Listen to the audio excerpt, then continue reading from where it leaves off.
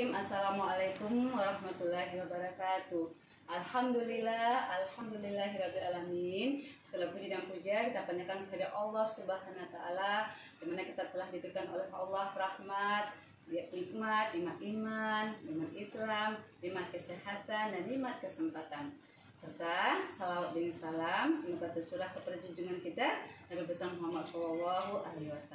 Alhamdulillah kita bertemu kembali dalam kajian Islam secara online yang diselenggarakan oleh Yayasan Bunyan Jakarta. Baik, agar kajian ini merupakan berkah, rahmat dan ridho dari Allah Subhanahu wa taala, kita buka sama-sama membaca basmalah. Bismillahirrahmanirrahim. Adapun tema kita pada kesempatan hari ini adalah 5 sikap cara kita menyikapi musibah, ya, atau 5 cara kita mensikapi musibah. Ya. Bicara masalah musibah, ya, banyak sekali hal-hal yang kita hadapi sekarang, yang kita dengar gitu ya. Jadi musibah itu macam-macam ya. Musibah itu bisa jadi dalam bentuk misalnya kehilangan orang yang kita cintai. Musibah juga bisa jadi misalnya kita kerugian dari pekerjaan kita, bisnis kita. Musibah juga bisa berupa misalnya bencana alam. Apalagi sekarang juga baru-baru ini ya kita mendapatkan musibah adanya pesawat Sriwijaya yang jatuh ya karena kecelakaan sehingga menewaskan beberapa semua penumpangnya. Nah, itu merupakan suatu musibah. Nah, jadi setiap orang pasti ada musibahnya, ada kadang-kadang kesedihannya, ada hal-hal yang kadang membuat sesuatu hal yang membuat dia itu sedih, membuat dia itu gelisah. Nah, sekarang bagaimana cara kita menyikapi musibah ya? Yang pertama kali ya, kita menyikapi musibah adalah bersikap ikhlas. Masya Allah, ini ikhlas ini memang berat, satu kata ikhlas ya. Tapi ikhlas ini memang berat dan yang tahu ikhlas itu adalah kita dengan Allah. Tapi memang terhadap suatu musibah apapun tadi yang kehilangan orang yang kita cintai, musibah bencana alam, musibah kecelakaan atau musibah apa saja dalam pekerjaan kita, memang harus kita kendalikan dengan sifat ikhlas. Ikhlas itu dari mana? Ikhlas itu dari diri kita sendiri, dari jiwa kita. Kita pakai iman, pakai rasa ridha dengan Allah. Karena ikhlas itu tidak terlepas dari keimanan dan keridhaan kita kepada Allah. Ya. Memang berat ikhlas itu, tetapi kalau kita tidak ikhlas toh apa yang musibah itu tetap berjalan, musibah itu tetap harus dihadapi. Tapi kalau kita ikhlas itu buat kita lebih lapang, sehingga kita tuh menjadi ridho.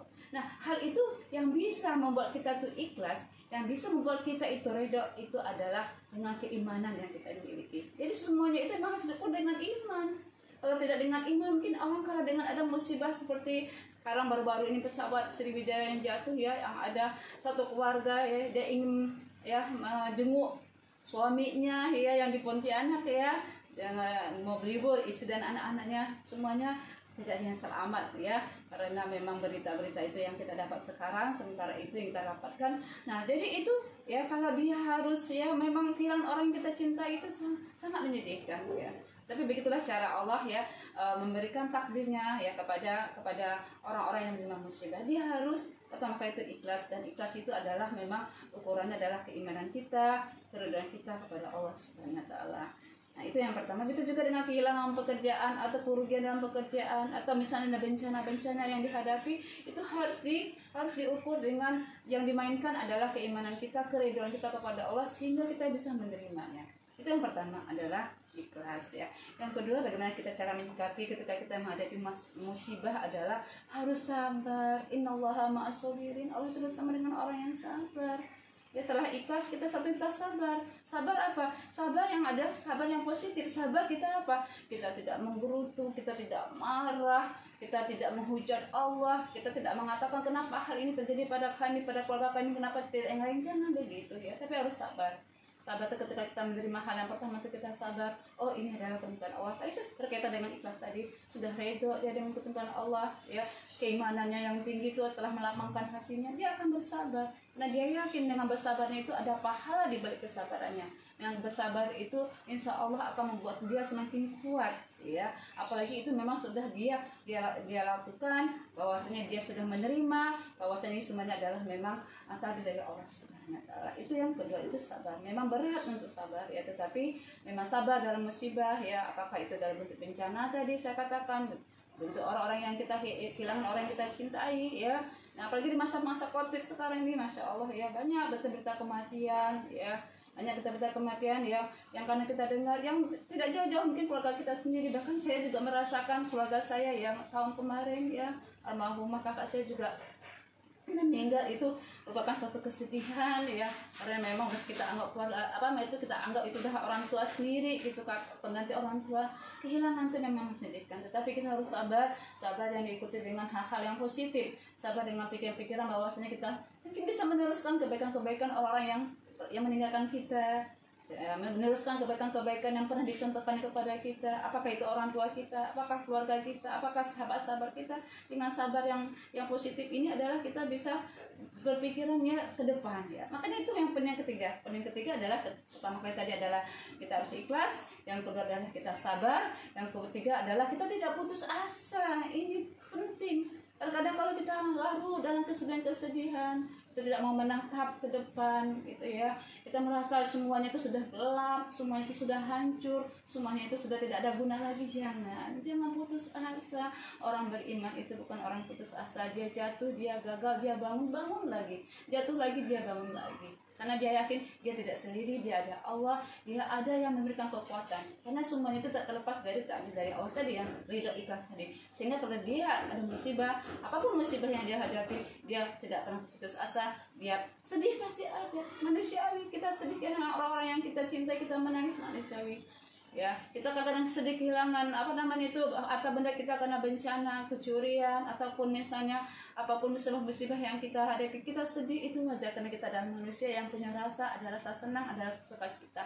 Tetapi ada duka cita juga, tetapi jangan terlalu larut dalam kesedihan tersebut. Tapi kita harus tidak boleh putus asa, kita harus bangkit, jatuh bangkit lagi, jatuh bangun lagi. Itu yang ketiga. Jadi tidak berputus asa. Yang keempat, apa yang kita lakukan menyikapi kita ada musibah adalah kita terus berikhtiar, lanjutkan kehidupan. Ada beberapa teman-teman, ya, yang kena musibah juga, yang suaminya kena COVID juga, kadang suka japri saya, kan kita semangati, ayo ibu harus meneruskan. Kemudian suaminya meninggal, kemudian saya katakan kepada dia, ibu harus meneruskan hidup ibu harus perhatikan anak-anak, jangan larut dalam kesedihan, terus bangkit lagi, bekerja yang apa yang bisa kita lakukan, sehingga dengan itu kita bisa menjadi pengganti orang tua bagi anak-anak kita, walaupun sekarang single parent, tapi bisa menjadikan anak-anak itu dirangkul, disemangati. Jadi harus melanjutkan kehidupannya. Sedih aja, Bu Faridah, saya sedih sekali, seperti tidak percaya, kaget.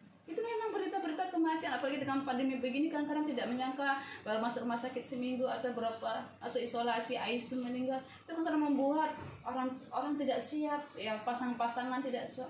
Tetapi karena dia terus, ya, dimotivasi dan terus disemangatkan, ibu harus melanjutkan kehidupan ibu. Begitulah yang saya sampaikan kepada beliau, salah satu sahabat saya yang kehilangan suaminya begitu, ya, karena COVID, gitu kan. Nah, tetapi dia kata, iya Bu, saya akan bangkit, saya akan meneruskan kehidupan saya akan bekerja keras, saya akan membiayai anak-anak saya menjadikan anak-anak saya kuat dan baik. Masya Allah. Ya, kadang-kadang banyak hal yang perlu kita pelajari di sekitar kita, banyak perlu hal yang kita kuatkan di sekitar kita ketika ada orang-orang yang sedang menghadapi musibah. Itu adalah yang keempat. Terus, ya, berikhtiar, terus melanjutkan kehidupan. Dan yang terakhir, ya, bagaimana kita menyikapi ketika kita menghadapi musibah. Perbanyaklah berdoa dan berzikir, ya kan. Mudah-mudahan musibah ini menghapuskan sebagian dosa-dosanya. Katakan kita sama Allah, ya Allah, aku terima musibah ini. Mudah-mudahan kalau misalnya musibah itu karena sakit, penyakit yang dihadapi, ataupun harta benda yang hilang, atau kecopetan. Kan kadang-kadang kita juga ada kecopetan, ya, ada HP dijamret dan seterusnya. Kayak mahasiswa saya kemarin cerita, ada Bu saya tidak bisa mengikuti kuliah, HP saya dijamret. Nah, itu juga musibah gitu kan. Tapi berzikirlah, minta maaf kepada Allah, ya bisa jadi itu dengan ada musibah itu mungkin bisa menghapus sebagian dosa-dosa kita. Kemudian juga dengan musibah itu kita berdoa semoga Allah mengganti musibah kita itu dengan kenikmatan yang lain. Berzikir kita kepada Allah bahwasanya tiada satu pun yang tidak lepas dari kehendak Allah. Ini semuanya adalah kehendak Allah. Jadi ada beberapa hal tadi yang saya sampaikan, ya walaupun sebenarnya banyak cara kita bisa menyikapi musibah, tapi ada 5 hal tadi ya. Yang pertama adalah ikhlas, yang kedua adalah sabar, yang ketiga tidak putus asa, yang keempat selalu berikhtiar meneruskan kehidupan, yang terakhir adalah berdoa dan berzikir kepada Allah Subhanahu wa taala. Mungkin itu yang bisa saya sampaikan kajian singkat ini. Sebenarnya kajian singkat ini bukan untuk menggurui teman-teman yang mungkin ada lagi menghadapi musibah, ujian, ya, tetapi sebenarnya ini juga bagian daripada saya menasihati diri saya sendiri. Mudah-mudahan kajian ini bermanfaat. Alhamdulillah, salah kilaf itu datang dari saya mohon maaf lahir batin. Assalamualaikum warahmatullahi wabarakatuh.